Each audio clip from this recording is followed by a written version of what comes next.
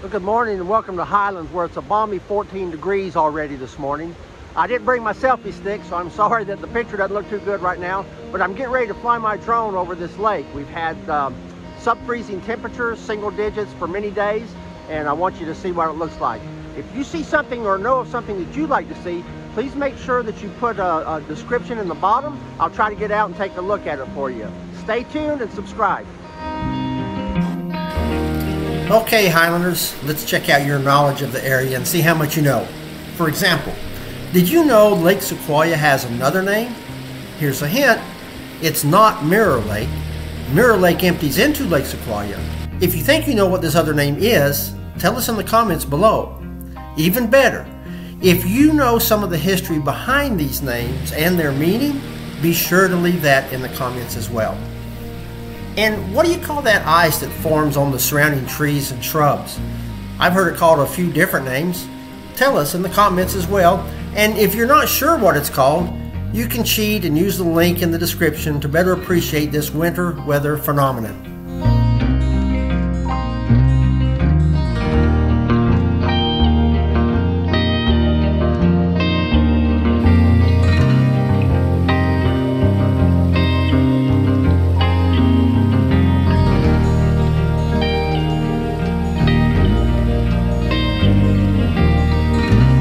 Let us next move to Dry Falls, just below Highlands, North Carolina, where we see this phenomenon occurring once again.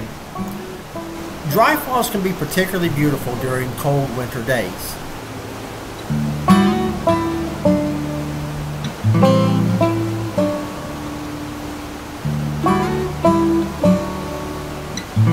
This 75-foot waterfall is fed by the Cullusaja River, stemming from Lake Sequoyah in Highlands. There is a paved parking lot and a trail leading to the falls. However, getting down to the falls in the winter can prove extremely tough and dangerous to negotiate. Several springs cross the trail, glazing it over with a solid block of ice. As the ice forms on the rocks and in the crevices around the falls, it can act as a wedge, causing pieces of the rock to break off. If that was not enough, the huge ice sentinels can break off at any moment, crushing and killing anyone beneath them. Visitors should use extreme caution when approaching the falls. The Forest Service has even posted a warning that visitors do well to heed. On this day, I witnessed a woman climb over the gates beyond the warnings to get behind the waterfall in an attempt to get to the other side. It was solid ice built up over several days from the spray and drips from overhead. As she tried to make her way to the other side, she slipped on the ice, wedging her to the back wall against the rock. She then struggled to try to climb over the ice to get back out of the predicament she now found herself in. With persistence and determination, she finally emerged safely. Using caution, one can safely view these spectacular formations and this natural beauty. And if you're not comfortable walking down the trail to the bottom, there's a handicap accessible viewing platform from which you can enjoy the view and hear the roar of the falls. There's a fee when visiting Dry Falls, but it's a minimal per car fee. Seniors 62 and older can purchase an annual pass or lifetime pass that covers the vehicle access for those they are traveling with. And if you need a potty break while visiting the falls, there are vault-type restrooms. Now, what's that, you say? Think of a glorified outhouse. They're clean, but not for everyone. Just saying.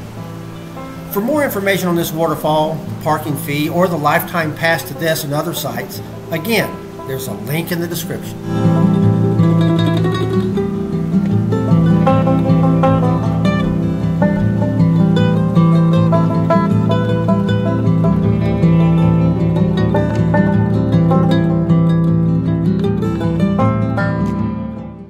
Heading back towards Highlands, Bridal Falls is a smaller waterfall, but nonetheless spectacular. The U.S. Forest Service has it measured as 120 feet from the top of the falls to the pavement. I can only assume they are meaning from the top of the Cascades, which you will notice before getting to the falls heading towards Highlands. If you're coming from Highlands, headed down the mountain towards Franklin, you'll probably miss that portion of the falls. An interesting feature of this waterfall is the paved road that goes behind the falls. This was the original road to Highlands from Franklin. Did you know that Highway 64 was conceived about the same time as the famous Route 66?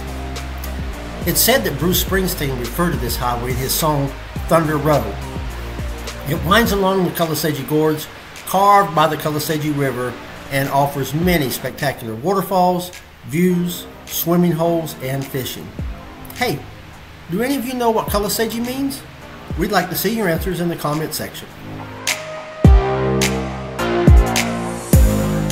On this day, we finish at Cullusaja Falls. The lower cascading portion of the falls is about 250 feet. As you can see, the cascades start well above this main lower section. It's also interesting to note how this highway is actually carved out of the rock hanging on a ledge along the gorge. While there are some guardrails now, these were not added until about the mid-1990s. Prior to this was only a small rock curb about 6 to 8 inches high. There are still portions of this curb you can see just below the guardrails in places. I hope you enjoyed this wintertime journey as much as I enjoyed bringing it to you. The area is well known for its many waterfalls, hiking trails, and unique features. For example, did you know this is the only place in North Carolina that also has a natural bridge?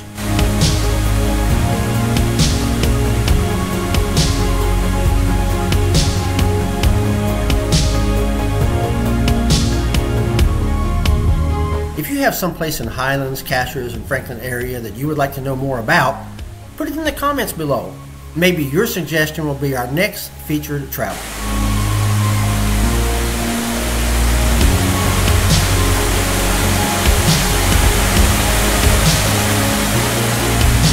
Be sure to subscribe to this channel to find out more about these and other amazing places. Until next time, this is Ramblin' Rick, and thanks for roaming the mountains with me.